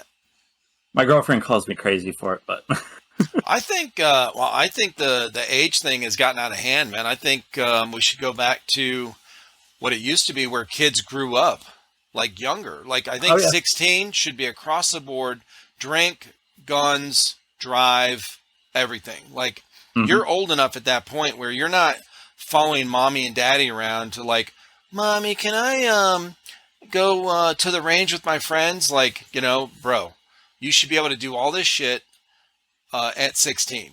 Yeah, you know, I've been shooting since I was 8 years old. I've always absolutely loved it. Yeah, I've gone to the range with my friends a couple of times. My parents have always been real supportive of that for me. Yeah. And Well, did you get into shooting? Was your dad like into shooting or? He was a little bit, but it was more my grandfather who really got me into it. Okay. Because he was in the Army. He actually taught everybody how to shoot. All the new trainees. He was teaching them how to shoot everything from handguns to howitzers. He did it all, apparently. Yeah. And so he taught me how to shoot. He taught me how to shoot a bow.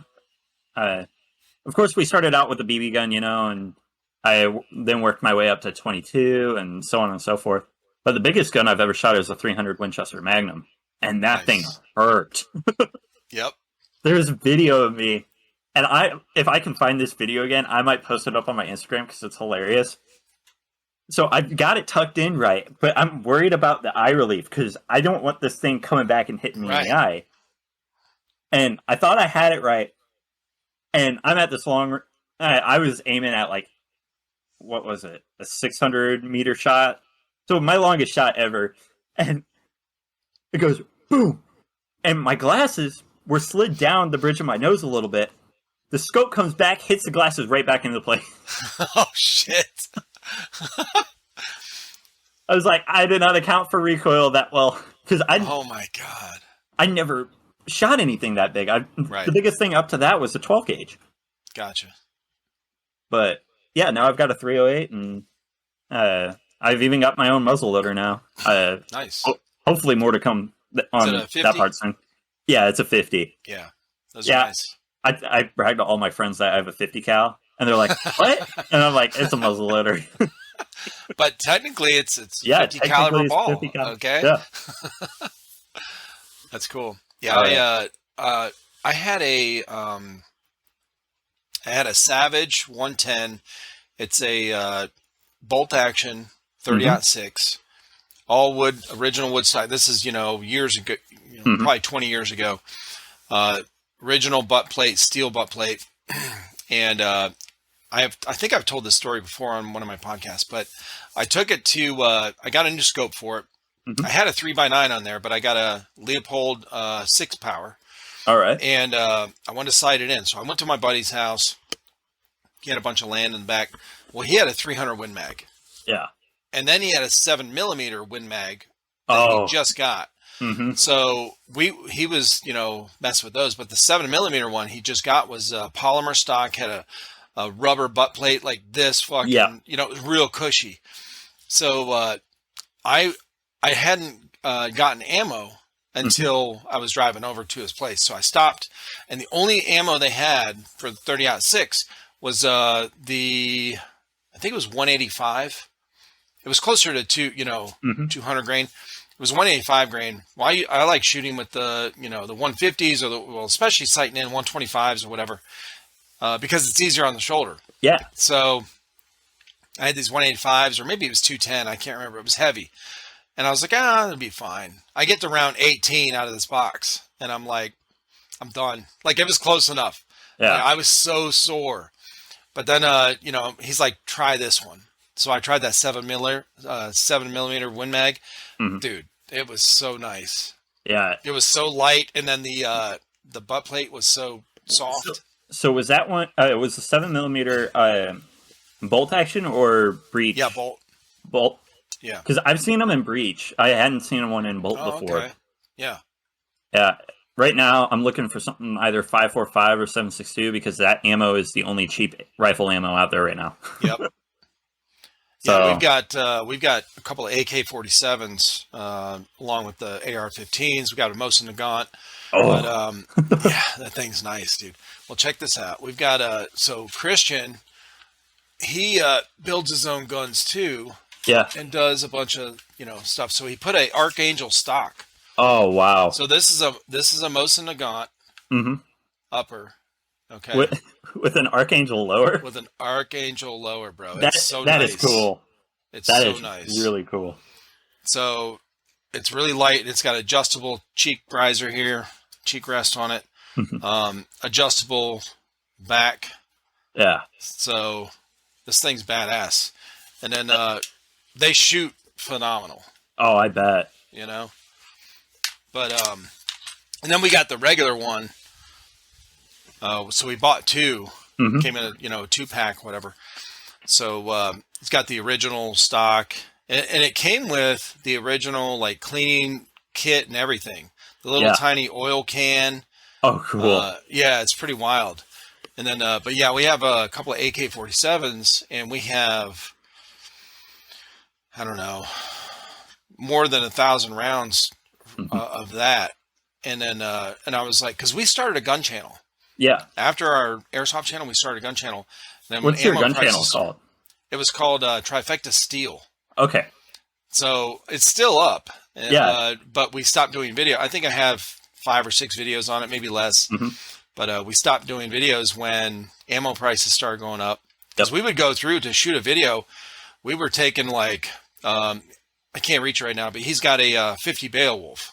Oh. So, and that the butt stock or the butt plate on there, bro, it's checkered and it's hard. I said, why did you get a hard one? Like it's hard plastic. Yeah. It will tear your shoulder because it slips, when it. Yeah. Oh my God. It is, but it's the funnest shit to shoot. It's a big ass fucking round. It looks like a pistol round. Yeah. Just really giant.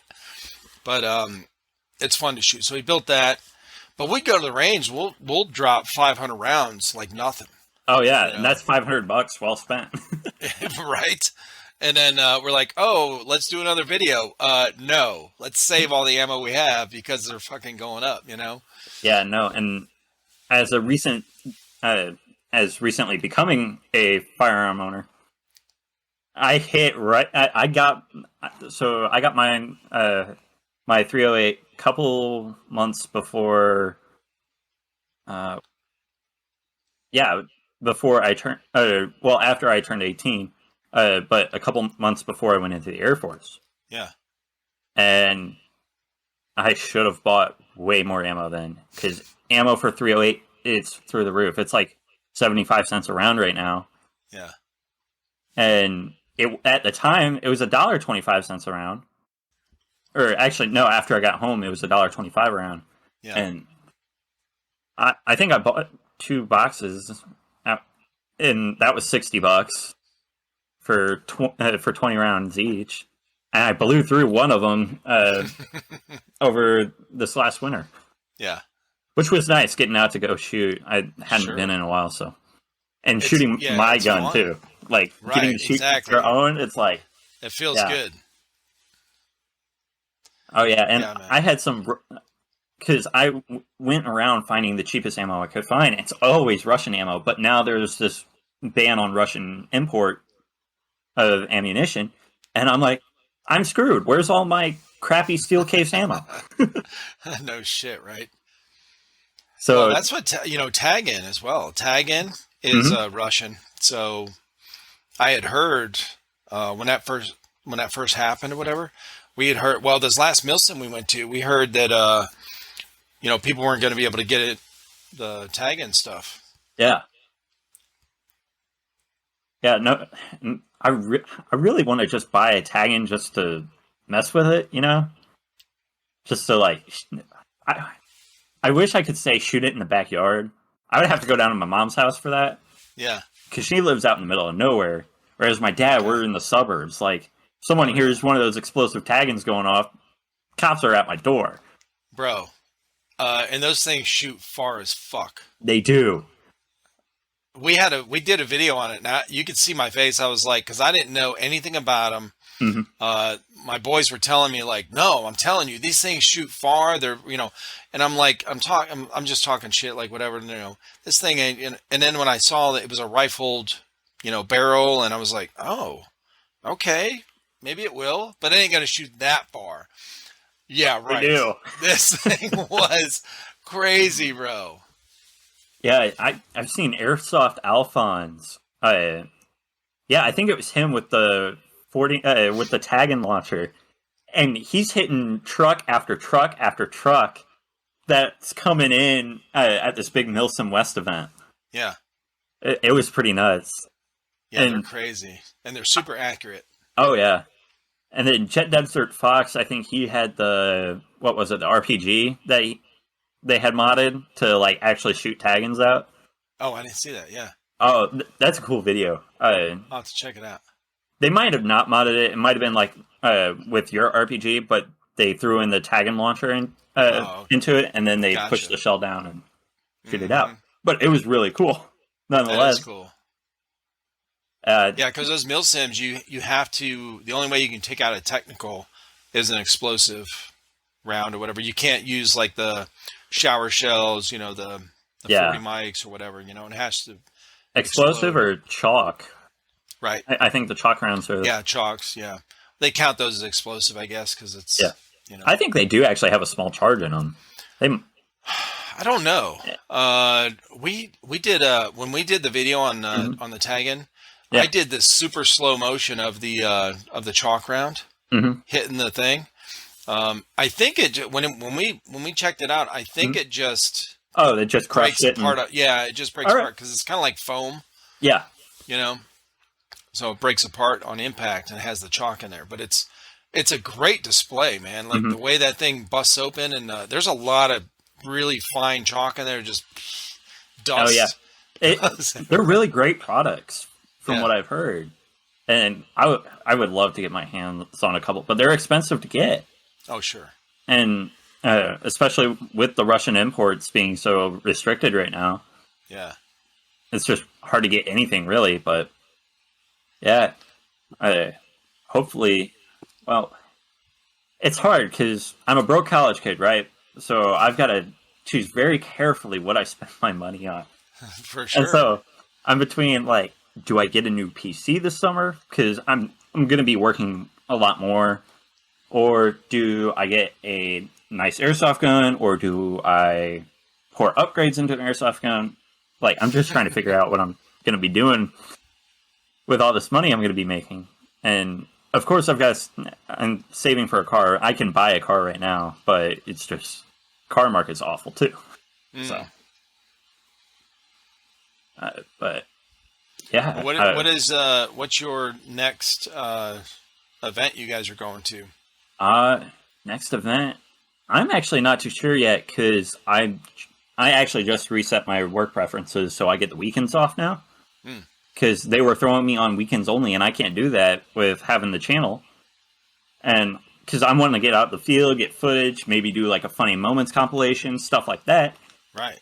And it works like, we need you in on the weekends. I'm like, what if I said every weekday at whatever time you wanted me, you could just call me and I'll come in. And they're like, okay. So Nice. the sacrifices. But Right.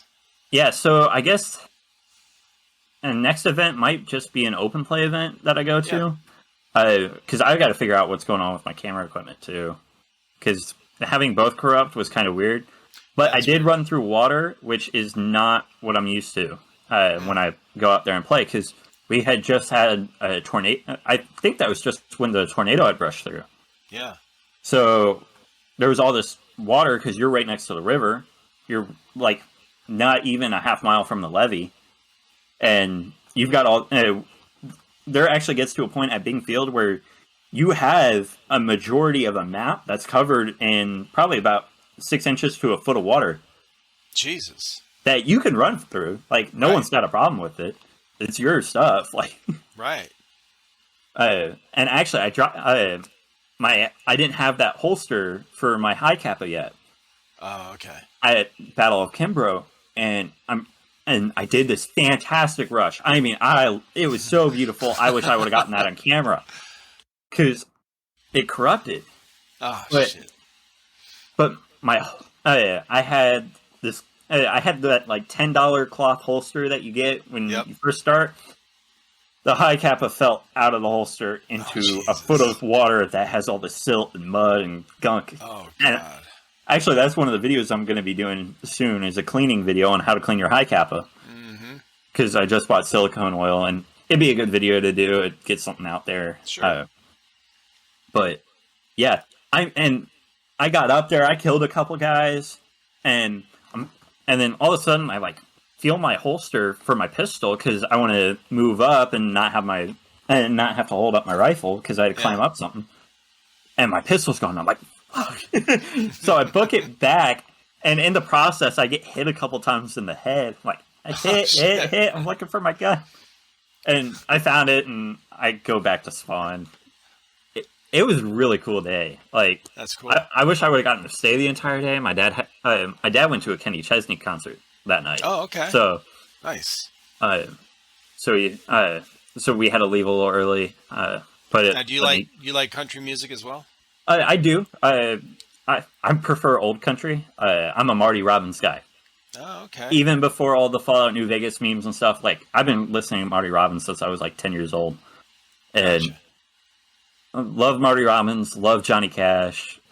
Johnny Cash. Yeah, oh, man, How do you feel? How do you feel about Elvis? Elvis is great. Yeah. Yeah, I enjoy listening to Elvis. But actually, one of the first songs I learned on guitar was Folsom Prison Blues. Nice. That, and I didn't realize how fast that guy strums. Oh, really? It's like 200 beats per minute, and you're strumming, and you're down and up and down and up and down and up. My arms are tired at the end. Holy shit. Yeah, it's a great song though. Yeah. But I'm more into the rock, alternative rock and lo-fi scene right now. Gotcha. My favorite rock group, Foo Fighters, all the way. Oh, okay. It sucks what happened to Taylor Hawkins, but I hope the band can continue. Yeah. But if you know about how picky Dave Grohl was when he started the band, that might be a little difficult. Oh, okay. But yeah, I was really bummed to hear about that. Yeah. And well, they were supposed to play here in South Carolina, like within a week or two after that happened.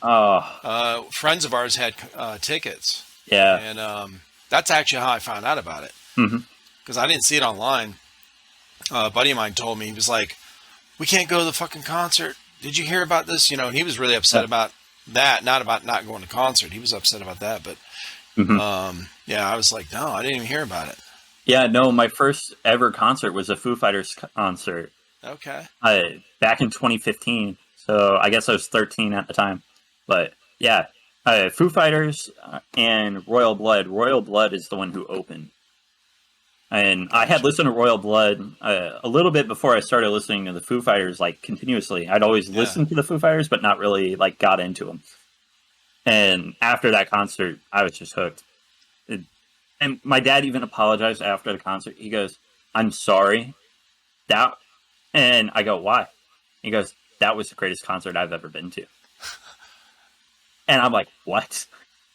I was like, and he goes, "Yeah."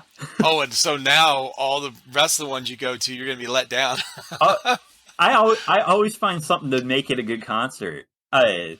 But he was worried that I wouldn't be like that. But we went to Warped Tour a couple of years ago for the last Warped Tour, and I saw Falling in Reverse, and I wish I would have crowd surfed, but I didn't. Because I didn't even have my phone or my wallet on me. It was all with my dad. And I'm in the middle of like this mosh pit of a crowd. Yeah. And they start picking me up. I go, no. But like, I always find a way to enjoy other concerts too. Right. I went and saw the Rolling Stones when was it? January? I have to take it, but I can't remember. But last time they were in town, I went and saw them. It was a really good concert. Yeah. But yeah, now I've gotten more into the lo-fi scene, and actually, my buddy, he does the music for my channel. Oh. So that music you hear in which video is that? The good gameplay video, not the shitty one.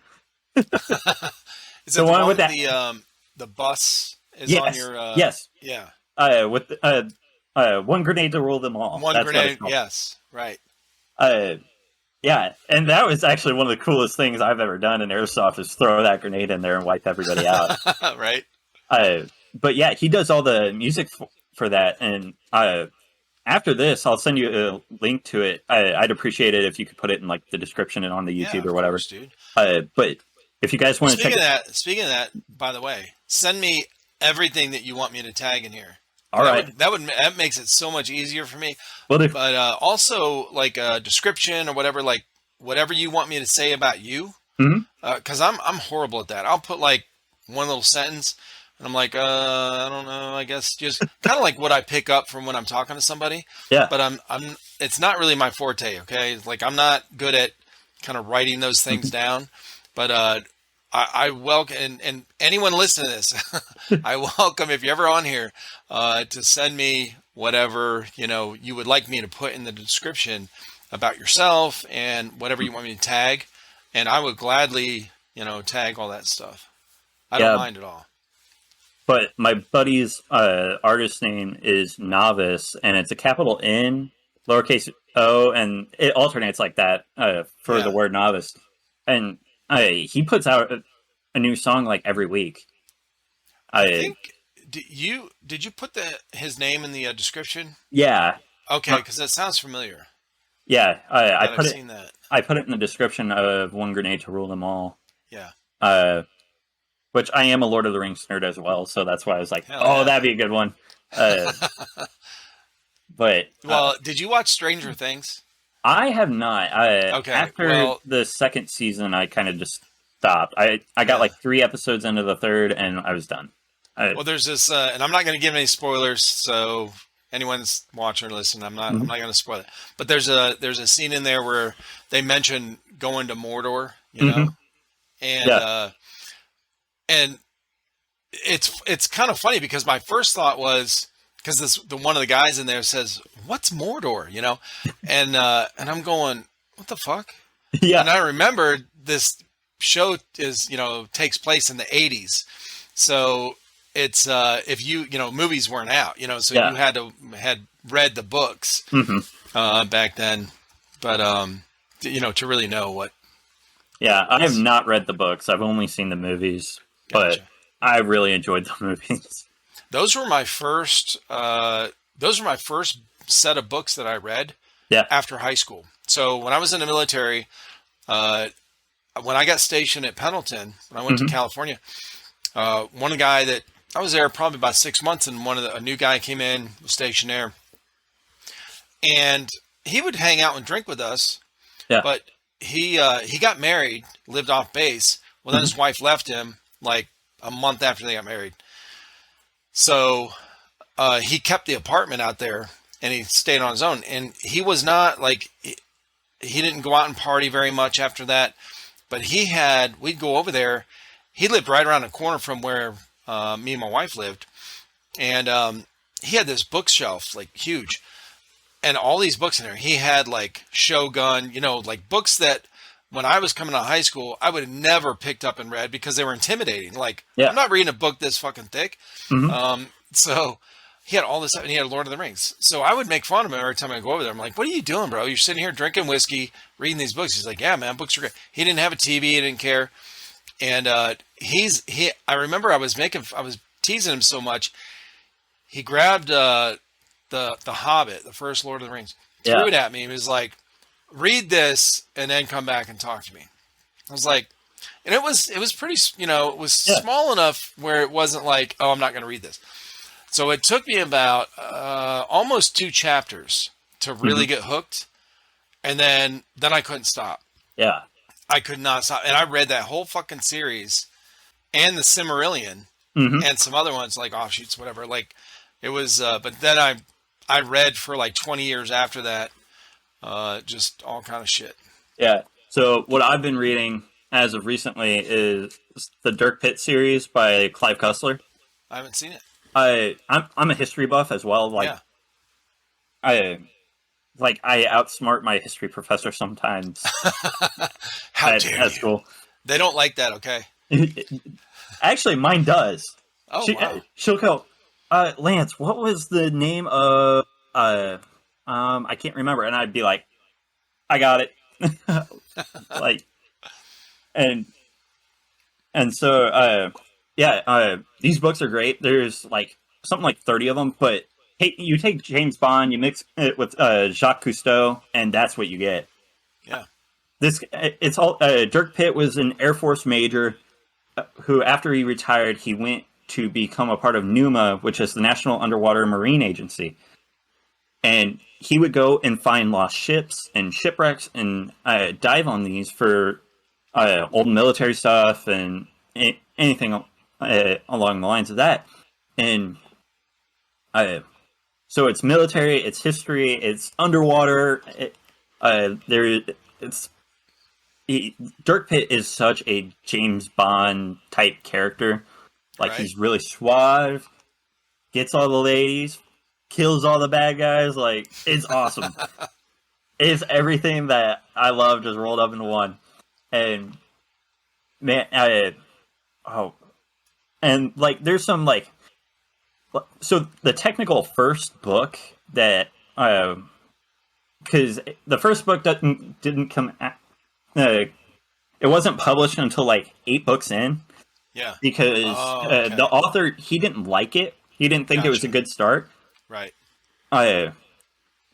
But I read that one first.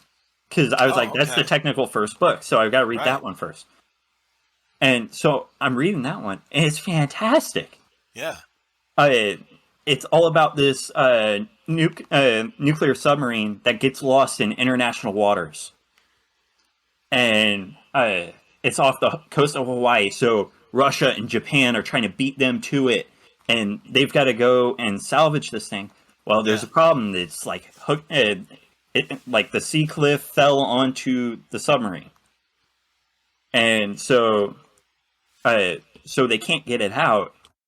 And there's all this, there's a little bit of a supernatural aspect to it too, if you enjoy that. That was kind of cool. But, it's just the entire series is fantastic. Sounds cool. I've read 3 of the books so far. I've read the first one, the second one, and I think the 15th one. The 15th one is the one I accidentally read it first because I thought it was an organs file book.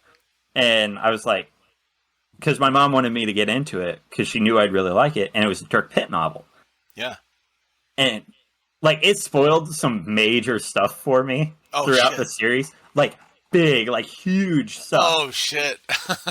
And I'm like, I didn't realize... I was like, wait, why is Dirk Pitt in the Organ Files? Because my mom always talked about the Dirk Pitt series and how much I'd like that. And, like, there's a meeting with the bad guy where under the table, what was it? Now, are these was spoilers? it his mouth? No, this isn't a spoiler. Oh, okay. This is just a really cool scene. Under the table, Dirk Pitt has, like, a Mauser, like the CS, or the... Is it the CS96, the full auto one? Yeah. Yeah. I think so. With the wood stock on it. Handle. Yeah. And he's got that under the table, and the bad guy looks under, and he goes, "Oh, okay," and backs off, and like it gave him a tactical advantage. But there's actually one Dirk Pitt movie that novel that became a movie, and that's Sahara. Matthew McConaughey played Dirk Pitt. Right. Oh, shit. Okay. Back in, I think it was 2005. Yeah. But yeah, that one, that. Yeah. I didn't even know that was Lincoln's... a book character. Yeah. And I think either, if they couldn't get Matthew McConaughey to play Dirk Pitt again, which I think he was kind of born for that role, I'd like to see Christian Bale do it. But, yeah, great series. I'd highly recommend it for any history buff, gun lover, like... Anybody that even likes James Bond remotely will love these books. Awesome, man. Well, listen, dude, it's been awesome talking with you. Yeah. I've had a blast. I've learned a ton about fish, hitting people in the head and knocking them out, and all kind of cool shit, man. I appreciate it. Yeah, not a problem. I would love to come on again. Like, absolutely. Anytime you want me on, just let me know. Because I've always got stuff coming out. What I'll do is we'll do a group where I'll have you and Brim on. Awesome. Yeah, together. So yeah, that'd be cool. Yeah, that'd be awesome. Because I had to message him to get your Discord info. Oh, okay.